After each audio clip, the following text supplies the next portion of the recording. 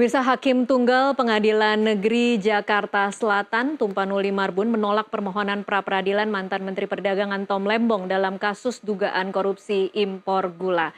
Dengan begitu, mantan anggota tim pemenangan Anies Baswedan dan Muhaimin Iskandar pada Pilpres 2024 itu tetap menjadi tersangka. Tom Lembong memperpanjang daftar pejabat publik yang dipidana karena menerbitkan kebijakan yang dianggap merugikan negara.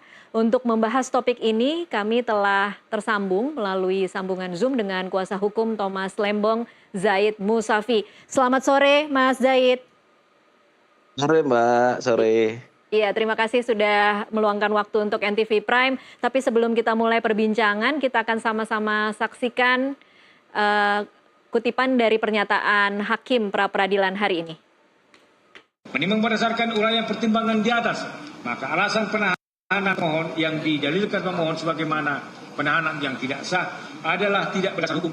Oleh karenanya haruslah dinyatakan ditolak. Menimbang berdasarkan seluruh uraian pertimbangan di atas, oleh karena termohon telah dapat membuktikan bahwa tindakan yang dilakukan berdasarkan ketentuan yang berlaku, maka alasan-alasan permohonan pra-peradilan yang diajukan oleh pemohon tidaklah beralasan hukum dan oleh karena itu patut untuk ditolak. Dan oleh karena permohonan tersebut ditolak, maka alat bukti lainnya tidak perlu lagi dipertimbangkan lebih lanjut. Ya, kita langsung berdiskusi dengan kuasa hukum Tom Lembong, Zaid Musafi. Mas Zaid, dalam diskusi terakhir kita minggu lalu Anda cukup optimis bahwa Hakim akan menerima gugatan ini, pra-peradilan ini, tetapi kemudian hari ini hasilnya berbeda. Apa yang terjadi menurut Anda? Ya, terima kasih sebelumnya kepada NTV. Apa yang terjadi di belakang layar tentu kami tidak mengetahuinya, tapi yang kami tahu adalah dalam persidangan mengapa kami optimis itu adalah karena bukti-bukti yang dimiliki pihak termohon dalam hal ini adalah kejaksaan bukan merupakan bukti sebagaimana yang diharuskan dalam suatu tindak pidana itu terjadi. Karena apa? Karena berdasarkan putusan MK untuk membuktikan pasal 2 ayat 1 dan pasal 3 Undang-Undang Tipikor, baik perbuatan melawan hukum ataupun penyalahgunaan wewenang, itu harus ada kerugian negaranya. Nah, kerugian negara ini berdasarkan putusan MK itu harus actual loss, tidak boleh potensial loss.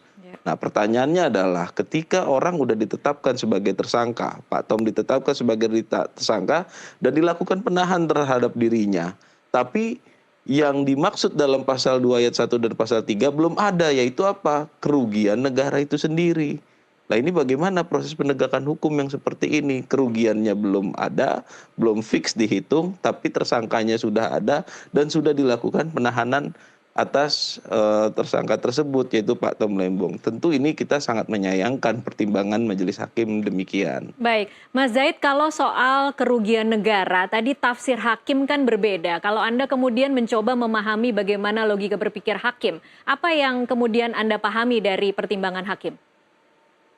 Ya, hakim seperti mengamini apa yang disampaikan oleh termohon, dalam hal ini adalah kejaksaan. Jadi begini, untuk membuktikan terjadinya suatu tindak pidana, ya kan, alat bukti yang digunakan adalah alat bukti yang sah dan relevan. Tidak bisa hanya sebatas sah aja tapi tidak relevan. Contohnya, dalam kasus Pak Tom Lembong ini, itu alat bukti yang sah yang disampaikan oleh kejaksaan dalam hal ini adalah termohon, itu adalah korespondensi surat menyurat pada periode Pak Tom menjabat selaku Kemendak. Nah, kalau surat menyurat atau korespondensi terkait impor itu hanya membuktikan impor, itu tidak membuktikan adanya perbuatan melawan hukum. Nah, untuk itu unsur yang satu dan unsur yang lain ini kan harus saling berkelindan, harus satu sama lain harus saling bisa menguatkan. Makanya di pasal 2 ayat 1 dan di pasal 3 itu endingnya adalah menimbulkan kerugian keuangan negara atau perekonomian negara. Pertanyaan selanjutnya, siapa yang menentukan terjadinya kerugian negara atau perekonomian negara? Ini kan bisa sembarangan. Undang-undang mengamanahkan declare atas kerugian negara tersebut ada kewenangannya pada BPK. Tidak bisa semua lembaga mendeklar adanya kerugian keuangan negara. Sekalipun boleh menghitung, ya kan? Termohon mengundang KAP atau mengundang BPKP itu silakan untuk menghitung. Tapi untuk mendeklar yang punya kewenangan itu ya tetap BPK. Kita kembalikan aja ke situ. Nah, dalam logika hakim ketika dua alat bukti yang sah ini tidak termasuk audit BPK, nah ini juga kita sangat menyayangkan gitu. Karena apa? Harusnya yang menjadi dua alat bukti yang sah ini tidak semata-mata bukti formil semata. Dia harus bisa membuktikan adanya tindakan pidana yang terjadi pada periode yang dimaksud. Periode dimaksud dalam konteks Pak Tom Lembong ini adalah 2015 sampai 2016 gitu. Nah, kalau alat buktinya ini adalah 2023 dan itu merupakan hasil gelar perkara, nah hasil gelar perkara itu kan seperti yang sudah disampaikan oleh ahli Hoerul Huda dan Pak Muzakir, itu adalah mekanisme internal untuk melakukan kontrol. Nah, tapi hasil gelar perkaranya bukan merupakan alat bukti terjadinya tindak pidana pada 2015 dan 2016. Harus alat bukti yang ada pada periode itu. Atau kalau dalam konteks kerugian keuangan negara, makanya itu harus dilakukan audit atau dihitung oleh BPK dan dideklar kerugian negara itu oleh BPK. Sekali lagi, kami sangat menyayangkan penetapan pertimbangan majelis hakim. Namun demikian tetap harus kita hormati pertimbangan karena itu hak kewenangan mutlak dari majelis hakim. Hanya saja logika berpikirnya kita sangat menyayangkan dan kita keberatan dengan hal tersebut. Baik, ini tadi pertimbangan hakim kemudian menolak seluruhnya ya Mas Zaid, termasuk bagaimana penetapan tersangka. Kalau Anda sendiri melihatnya seperti apa tadi, bagaimana kemudian bukan hampir semuanya, memang semuanya kemudian ditolak oleh hakim?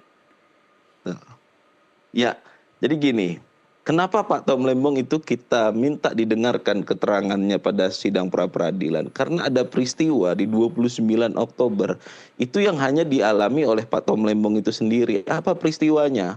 Pak Tom dimulai dari panggilan sebagai saksi, diperiksa sebagai saksi, selesai sekitar jam 4 sore, masih sebagai saksi. Dari jam 4 sampai ke sekitar jam 7 malam itu tidak ada kegiatan apapun, tapi Pak Tom tetap di dalam ruangan itu, tetap di kejaksaan juga. Jadi apa yang diperbuat Pak Tom ya tidak ada, kosong aja. Tahu-tahu jam 7 itu disampaikan bahwasanya Pak Tom ditetapkan sebagai tersangka dan dilakukan penahanan, dibacakan hak-haknya. Nah, ini dia titik krusial. Pada saat sudah ditetapkan tersangka dan diberitahukan akan dilakukan penahanan, disodorinlah penasehat hukum dari kejaksaan. Ini yang sangat kita sayangkan karena KUHP tidak mengatur demikian. KUHP itu memberikan hak kepada si tersangka untuk memilih sendiri. Silakan dicek pasal 55. Itu untuk memilih sendiri pengacaranya. Hak untuk memilih pengacara, hak untuk memilih penasehat hukum, dan hak mendapatkan bantuan hukum sebagaimana dimaksud pasal 56-nya, itu adalah dua hal yang berbeda. Kalau Pak Tom termasuk kategori orang yang menurut ahli ya bahasanya itu adalah orang yang tidak mampu atau miskin, dia berhak mendapatkan bantuan hukum dari negara. Maka sudah betul prosedurnya jika setelah itu kejaksaan menyodorkan penasihat hukum. Nah, kalau Pak Tom Lembong ini nggak dikasih kesempatan memilih pengacara, tahu-tahu disodorkan. Sekarang pertanyaannya, kalau situasi dan kondisi seperti itu, siapa yang bisa melawan apa yang dilakukan oleh penyidik? Nah, itulah makanya kita menghadirkan Pak Tom baik secara Zoom untuk didengarkan keterangannya, dan memang akhirnya terbukti, kejaksaan pun mengakui kan memang dalam pertanyaannya pun bahwasanya ya lebih baik ada didampingi pengacara daripada nggak ada sama sekali, kan kita nggak ke situ konteksnya, dan itu dipertimbangkan oleh hakim dan kami sangat menyayangkan saja karena KUHP-nya itu mengatur dan memberikan hak kepada Pak Tom untuk memilih sendiri penasehat hukumnya. Iya, dan menurut hakim tadi itu tidak masalah ya berarti Mas Zaid? Ya. Oke, baik. Untuk Pak Tom Lembong sendiri sudah diberitahu mengenai penolakan dari pra-peradilan ini, dan apa kira-kira komentarnya kalau memang sudah diberitahu, Mas Zaid? Kita belum ada jadwal untuk melakukan besuk ya atau jenguk terhadap Pak Tom, karena kan ada jadwalnya, tapi setelah kita mendapatkan jadwal nanti kita akan infokan ke beliau. Oke, kalau istri dari Tom Lembong yang beberapa hari kemarin selalu mengikuti persidangan dan kemudian memberikan keterangan, kalau hari ini apa komentarnya mungkin Mas Zaid?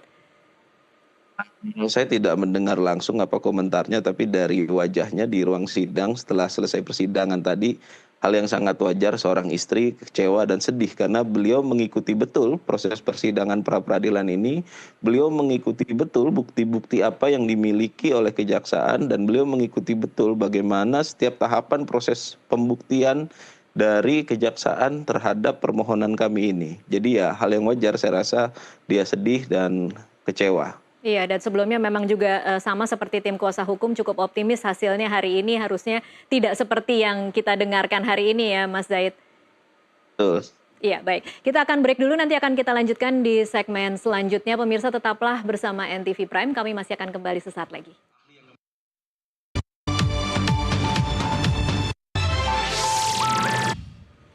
Pemirsa, terima kasih Anda masih terus menyaksikan NTV Prime. Kita lanjutkan perbincangan. Saya masih bersama dengan kuasa hukum Tom Lembong, Zaid Musafi. Mas Zaid, kalau kemudian kita bicara soal proses selanjutnya nih Mas Zaid, karena kejaksaan menantang pembuktian alat bukti perkara pokok di pengadilan nanti. Apa yang kira-kira akan Anda dan tim kuasa hukum siapkan?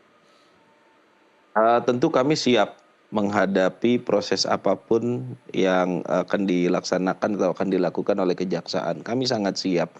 Karena balik lagi seperti pertama kali kami menerima kuasa dari Pak Tom, bahwasanya Pak Tom secara tegas mendeklar dia tidak mengambil keuntungan baik untuk diri sendiri ataupun orang lain secara melawan hukum sebagaimana disyaratkan dalam pasal 2 ayat 1 dan pasal 3 Undang-Undang Tipikor.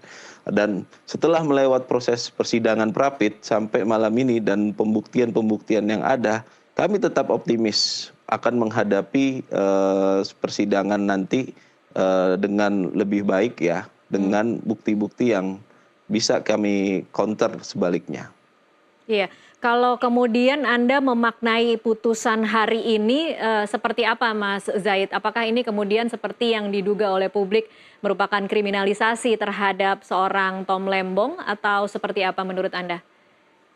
Gini, kita harus menghargai setiap proses hukum yang ada dalam hukum acara, dalam hal ini adalah hukum acara pidana. Dengan kita menempuh upaya pra-peradilan, ini adalah proses yang dibenarkan secara hukum, ya kan? Nah, jadi kami tidak boleh berkomentar di luar dalam konteks hukum. Apakah kriminalisasi atau tidak, ya kan? Publik semua sudah bisa menilai. Kalau dalam sudut pandang kami, sprindik yang menerbitkan itu kejaksaan dan di situ jelas 2015 sampai 2023. Dari 2015 sampai 2023 itu ada 6 menteri. Pak Tom menteri yang kedua. Nah, pertanyaannya adalah kenapa Pak Tom dimulainya dari Pak Tom? Kenapa nggak sebelumnya atau setelahnya? Dan kenapa hanya Pak Tom? Bukan kami meminta kepada forum pra-peradilan untuk memanggil menteri yang lainnya, tapi itu kan sprindiknya kejaksaan. Jadi hal yang wajar saat ini jika bergulir di masyarakat ada pandangan bahwasanya Pak Tom Lembong ini dikriminalisasi. Pak Tom Lembong ini mengalami tebang pilih dalam proses dalam proses penegakan hukum yang dilakukan oleh kejaksaan. Saya rasa itu hal yang wajar jadinya. Karena apa? Karena sprint itu 2015 sampai 2023. Tapi yang faktanya berjalan hanya Pak Tom. Jadi ya publik menilai seperti itu bagi kami hal yang wajar. Tapi kami dari tim hukum, upaya hukumlah yang akan kami lakukan. Baik, Mas Zaid, saksi-saksi ini kan sudah banyak saksi yang dihadirkan dalam sidang pra-peradilan kemarin ya, Mas Zaid. 29 kalau tidak salah ya, Mas Zaid. Iya, kalau nggak salah saksi dari kejaksaan itu sih 90 deh kalau nggak salah. Tahu 120 gitu. Oke. Kalau saksi dari... Kalau dari tim Anda? Kalau kita kan kemarin menghadirkannya ahli. Kami nggak menghadirkan saksi. Iya.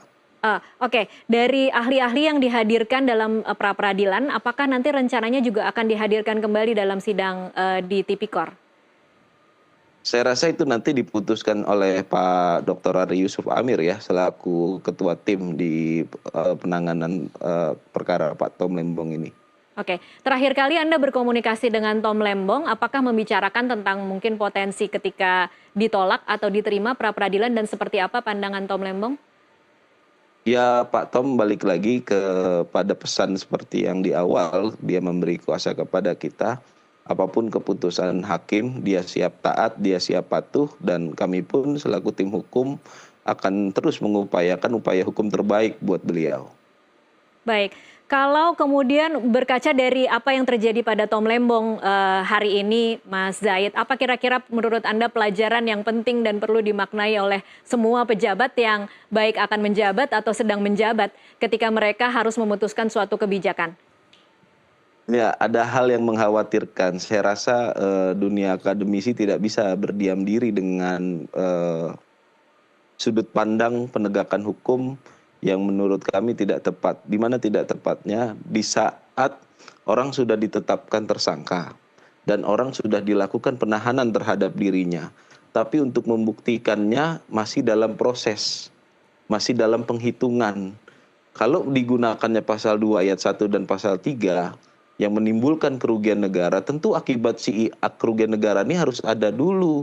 Jangan orang ditahan dulu, ditetapkan tersangka dulu, ditahan, baru dihitung alat buktinya. Ini kan kesian kalau ada orang seperti ini. Tapi ini jadi pelajaran. Saya rasa dunia akademisi harus mengambil concern juga ya terhadap tafsir-tafsir atau sudut pandang penegakan hukum yang demikian gitu. Karena ini penting ya ke depan. Jadi tidak bisa kita menganggap remeh.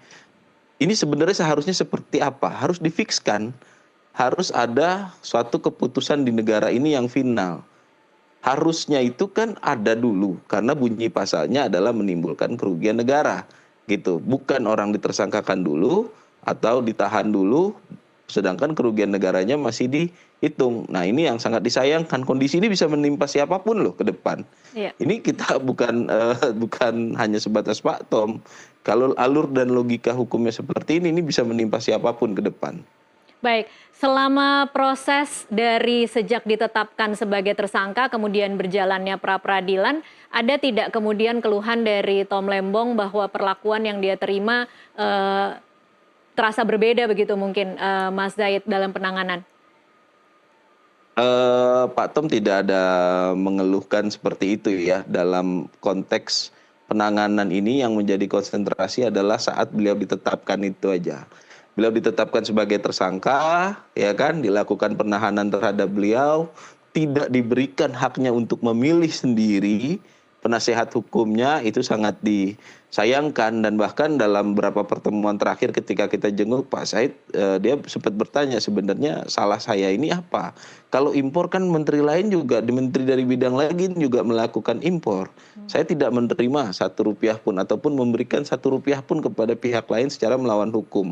Semua kebijakan-kebijakan saya laporkan kok selalu hari itu, baik secara formal ataupun informal kepada presiden gitu. Dan kenapa ya kok ini saya setelah 9 tahun? Saya rasa itu pertanyaan yang wajar terucap dari Pak Tom. Artinya ada keresahan, ada kekhawatiran atau hal yang mengganjal dalam perasaan beliau. Ada hal yang tidak baik-baik saja dalam proses penegakan hukum terhadap dirinya.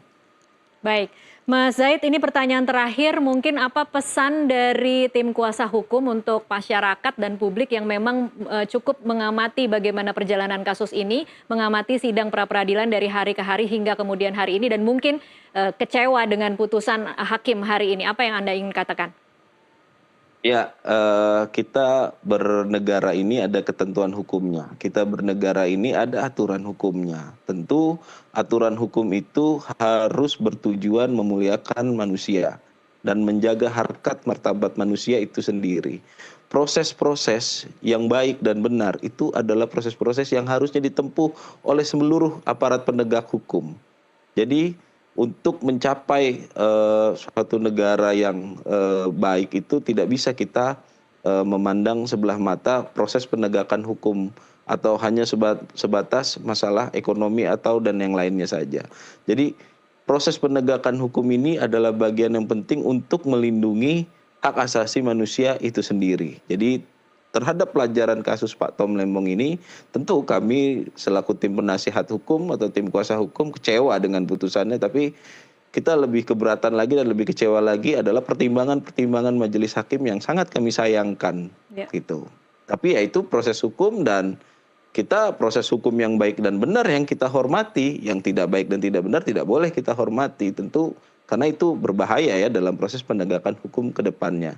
Baik, tapi bukan berarti menyerah ya, Mas Zaid. Ini masih akan ada babak berikutnya, masih akan ada perlawanan dari Tom Lembong dan juga kuasa hukum untuk membuktikan bahwa tidak bersalah? Ya, ini bukan akhir seperti ada di judul NTV di Iya, belakang itu. Ini bukan akhir perlawanan dari Pak Tom Lembong. Pak Tom Lembong akan terus menyampaikan, menyuarakan keadilan dan kebenaran serta pembelaan untuk dirinya. Karena ini perjuangkannya dan dia tegaskan seperti di awal dia memberi kuasa kepada kami, kita tegaskan kembali bahwasanya dia tidak menerima mengambil. baik. Oke, baik. Tampaknya terputus.